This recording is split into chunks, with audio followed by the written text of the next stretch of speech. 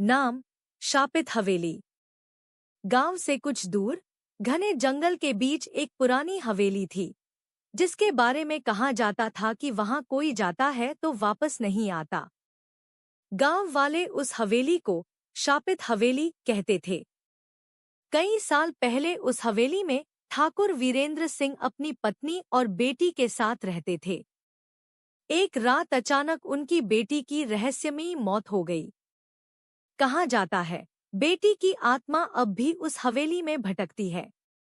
कहानी की शुरुआत। रवि, एक जिज्ञासु युवक जो गांव के पुराने रहस्यों में बहुत दिलचस्पी रखता था, उसने तय किया कि वह उस हवेली में जाकर सच का पता लगाएगा। गांव वालों ने उसे बहुत समझाया, लेकिन उसने किसी की नहीं सुनी।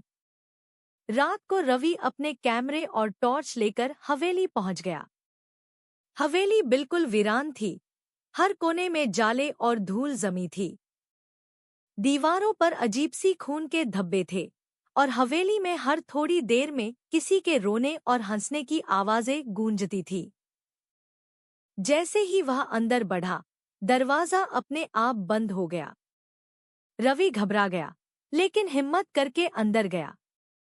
अचानक उसे एक पुराना आईना दिखा, जिसमें उसे अपने पीछे एक लड़की की परछाई दिखी।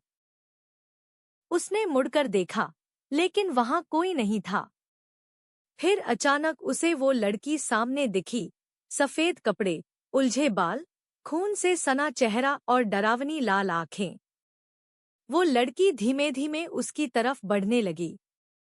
रवि भागने की कोशिश करता रहा, लेकिन उसके पैर जैसे जमीन में जड़ गए थे। लड़की ने कहा, तुम भी मुझ जैसे बन जाओगे। रवि की चीख सुनाई दी, लेकिन उसके बाद कोई उसे दोबारा कभी नहीं देख पाया।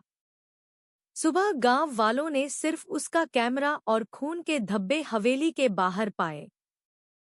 कहते हैं, अब हवेली में उस लड़की के साथ रवि की आत्मा भी भटकती है, और जो भी उस हवेली में जाता है वो वापस नहीं आता।